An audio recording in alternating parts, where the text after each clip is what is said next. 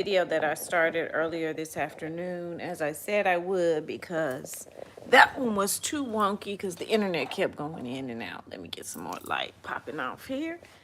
All right. So, what I was saying in that video is that who are the people who are considered on top right now? And we can also compare those same people to the founding fathers of the United States. And I'm using the United States as an example because it's where I live, so it's the history that I'm most familiar with. Not because it's more important than any other place on earth, because it isn't. But let's look at the founding fathers of the United States. None of those men were exceptional. They were just rich white men. That's all that they were. They were rich white men. They were what you call landed gentry. And what that means is their family had stolen land from the indigenous people of this land, and so they owned large amounts of land. Because of that, they had a say-so in their minds as to what happened to this place. So they weren't exceptional. They were not exceptionally interested in freedom. Were made to believe that they were some freedom fighters, and that what brought them together was that they were very, very invested in being free and not being ruled by a monarch. It had nothing to do with that. They were just rich white men with a bunch of land, and they did not want to share the profits that my ancestors were making on that land with people in Britain. Or they wanted to share it with specific people and not with other people. And so they did what they did in order to not share those profits. There's nothing exceptional about that. They were not exceptionally intelligent. They were not exceptionally, invested in freedom.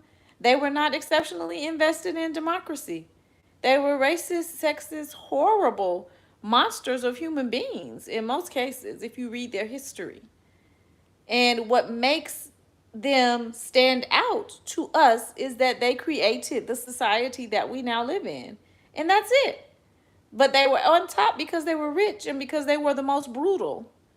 And so they held the most land, and that gave them what they considered to be power. So let's consider the people like that of this time. So that's going to be your Elon Musk, your Jeff Bezos, what is the other guy's name? Steve Jobs, those types of people. Those people are not exceptional. They're not exceptional. They're not exceptionally intelligent. They do not have a natural talent for technology. They are not magnificent scientists. They're not exceptional. All of those people grew up in a way that gave them access to technology that other people didn't have access to. And so from a young age, they were working with technology. That's it. It's as simple as that. They had a lot of practice working with technology. And so now, because they've been practicing and because they had all of those financial resources, then they were able to devote their time to practicing technology. And so obviously, yes, when it's time for programs to be written and created, these are the people who are going to do it because these are the people who've been practicing it since they were young. They're not exceptional. They're just well practiced. So when Black women ask me for counsel on how to get the things that they want out of life, the first thing that I always have to talk to us about is the first step, which is to stop being invisible. Stop being committed to not being seen or heard. Stop being committed to not letting the world see the real you. Stop being committed to not making your point, to not having a voice, to not making your mark in the world. Stop being committed to that. Stop hiding. I know that we created spaces and places that were safe for ourselves, and we hid in those spaces to hide from the trauma of our childhood or the traumas of our young adulthood. But if you remain in that hiding space, you will never get what it is that you want from the universe. The analogy that I always give and that I was giving in the other video, but it can't be seen because of the lack of connection to the internet. But the analogy that I always give is if I sent my little girl to come and stay at your house. So if I needed you to watch my 13-year-old daughter for a week, I had something pressing to do, and I said to you in particular, can my daughter come and stay with you for a week while I go and take care of this pressing matter? Then you would say yes. When she arrived, you would try your best to have food available to her, to whatever she used for her education. You would try your best to have that available, and you would make sure that she had a place to sleep. And if she did not tell you what her preference was as far as food, as far as entertainment, and how the things that she specifically is doing right now in her education, then you would go by what you thought was going to be the best, what was best for her, right? So you may fix her a veggie burger to eat. You may fix her a veggie burger with some vegan cheese and on a gluten-free bun and some fries, because you know that she was raised vegan, and you know just by knowing me that we are, gluten-free. We can't eat gluten. We're allergic to it. And my daughter would come into your kitchen to eat, and she would not eat that because she doesn't like that. And some of those things she can't digest. But you don't have any way of knowing that because she didn't say anything. All right? The same is true of you in the womb-niverse. The same is true of you right here and right now and the mothers. You are here in the home and the house of the mothers. That's what life is. This is the place that the mothers created for us. And they don't have a clear idea of what each one of us wants if we don't speak up and say. But they are going to make sure that we have some things, right? We have breath. We're breathing in and out. Our blood is circulating, right? We're able to interact with others. We're able to have some of this experience of life, right? So they've made sure that you have some things. And you haven't specified, so they're assuming that these things are fine. But if my daughter came and said, can I please have a vegetarian samosa and some sparkling water, some cherry sparkling water, then you would get that. You would get that exact thing. But she would have to stand up. She would have to present herself to you and be seen. And she would have to speak and be heard in order to get those things from you, who have a desire to give this child what she wants. So there's no different for you and the ancestral mothers. There are things that you want. You have to stand up, you have to be seen, and you have to say what it is that you want. You have to make it clear to the universe what it is that you want. If you're not doing that, then you can't have an expectation of getting what you want. Life is not going to reward you for staying in your hiding place. You have been unsafe, trauma has occurred, abuse has occurred, so you were forced to run and hide. Okay, now you're safe and you're still alive. Life will not reward you for remaining and for cowering in that hiding place. You have to come out. You have to be seen and heard. So when people ask me, how do I begin the process of getting what I want out of life? The first step is letting go of being invisible. Stop being invisible. Stop not being heard. Stop not making a mark on the world. Stop doing that. Step up, be visible, and say what it is that you want. I hear people say all the time, well, I'm not you, so I can't do X, Y, and Z. And that is true. You are not me. And that's why this destiny is not yours to fulfill. Neither am I you. And that is why your destiny is not mine to fulfill. If you were me, it would be impossible for you to fulfill your destiny. So you look at me fulfilling my destiny and you say, oh, I'm not her, so I can't fulfill my destiny. No, you can't fulfill my destiny. It's being me that is what I need to fulfill my destiny.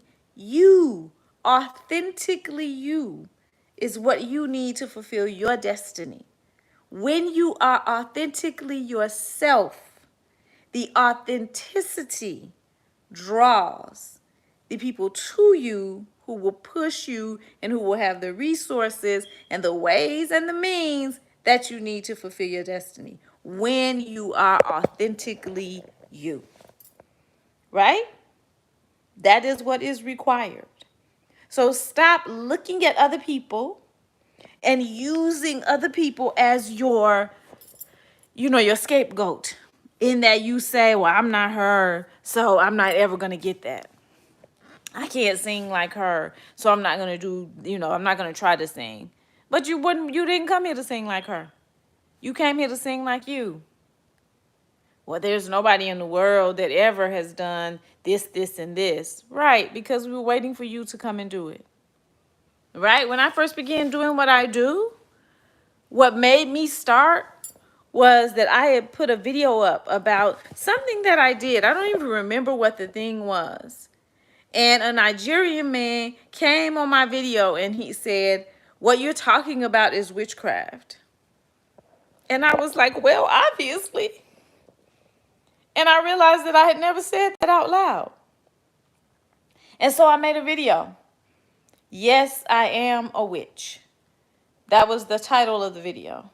And the video was discussing the fact that I'm a witch and that I practice witchcraft and that that's not something that's hidden or anything that I try to hide. From that video came Black witchcraft, when no one was teaching Black witchcraft, when Black women were not being open about being witches and Black women were not teaching each other witchcraft. I began the process of doing it just by being authentically myself. I could have said, Black women don't practice witchcraft. Let me cower over here and be quiet and not tell anybody that I practice it. But I didn't. I stood up and I said who I am and what I am, right? I could have said, people who look like me don't get to speak about this openly. People who live where I live don't get to state this unapologetically. Right? There are many, many things that I could have said to myself too. Everybody teaching witchcraft at the time when I first started teaching it was white women. Right? So I could have said, I ain't her, so I don't get to do that. But the people who want witchcraft taught from me didn't want to be taught witchcraft by her. So if I had never said I am a witch and I teach witchcraft, then all of those people who wanted to learn witchcraft specific to and for Black women would not have had anywhere to go. So do you see what I'm saying? Stop looking at other people and using a pretend exceptionalism as a reason not to do what it is that you want to do. Stop using that, right? Don't use that. There's no such thing as exceptionalism. There is no such thing as natural talent. There are things that people are interested in that they then have the resources to go and explore. Think about all of the people that we consider to be great at things, and then think about their history. People talk about how great Beyonce is as an entertainer. How long has she been entertaining? How much practice does she have entertaining? We talk about Roberta Flack and Anita Baker and Patti LaBelle, right? How long have those people been entertaining? How much practice do they have doing that, right? We look at people, Michael Jordan, one of the greatest athletes to ever have lived. He talks about practicing at the Boys and Girls Club every day, practicing his athleticism. Right? Usain Bolt, one of the fastest human beings to ever live. He talks about running every day, every single day when he was a child, and also living in an ecology that gave him food that built up a body that could be very fast. It's not exceptionalism. It is practice, and it is what you have access to. So if you want to be good at something, then do it. and do it over and over and over again until you master it, and then continue to do it, right? And if you want something from life that you are not getting, then come out of hiding and say what it is that you want. Hold on, I'm going to read the...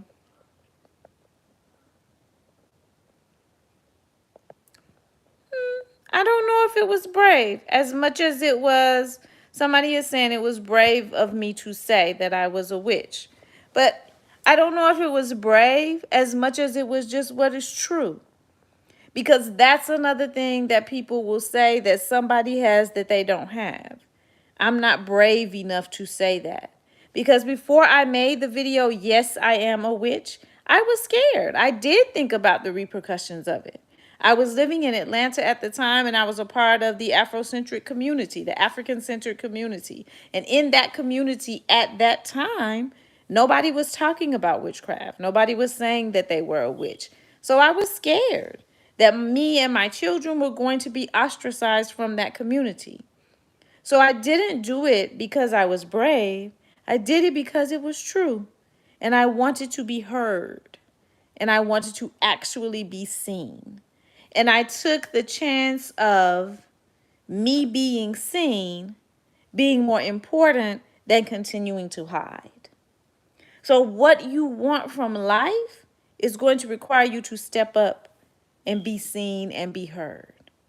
Stop pointing out people that you think are exceptional and saying, I don't have those magical superpowers, and so I can't get what I want. And step up and be seen and heard and do over and over again what it is that you want until you perfect it. Right? That is the way to do it. Stop using someone else's exceptionalism as a way to let yourself off the hook. And stop believing the lies that society tells us that people are exceptional. Nobody is exceptional. Right? That's not to say that everybody is the same. But nobody is exceptional. People who appear to be exceptional are people who have had more opportunity in that area. And I will stand on that as an educator. Right? And by that I mean I'm a teacher. I've been teaching for 30 years. And so I watch people and I know how to tap into people and get them to reach their potential. Right? In the education system of this country, not just teaching on my own, in my own business. That's not what I'm talking about. I'm an educator within the system in this country. And so I know how to push people to their highest potential. So I'm saying to you as a teacher, there is nobody who is exceptional. There are people who have been exposed to things and who have had the opportunity to perfect them. If there's something that you want to be or do, I don't care what it is, do it. And continue to do it until you perfect it. Come out of hiding. You are safe. Come out of hiding. Let the world see who you are. Let the world hear your voice. Let the world feel the impact of you existing. There is no exceptionalism, and that is your superpower. No, you are not me. No, you will never be able to do the things that I do because these ain't your things. Nor am I you, nor will I ever be able to do the things that you do. And that's good, right? That's what makes it fun. That's what enriches the journey. That's how we enjoy life and each other. Nobody is exceptional. Get the hell out here and do your damn thing. And do the hell out of it. So that when you leave this lifetime and you go into the ancestral realm, you and all of the lives that you've lived and all of the lives that you have yet to live will look at yourself and say, well done. Right? Live the hell out of this life. Right? Fuck what society says. Fuck people who think that only certain people get to live a good life and only certain people get to have what they want in life. That's bullshit. It's untrue. Our ancestors were out here straight after emancipation, becoming doctors and chemists and inventors. Straight out of emancipation. Right? So there is no thing of only certain people get to have things. Persevere, continue to move forward, and have what it is that you want. All right. I told you I was going to do a part 2 if that other one was too wonky. So when I rewatched it and it was wonky, this is my part 2 to that. Ecstasy, abundance, and bliss. To everyone within the sound of my voice who is wishing the same for me and mine. And as always, we wish the lessons of life on those who are ignorant enough to wish us otherwise. Peace, y'all.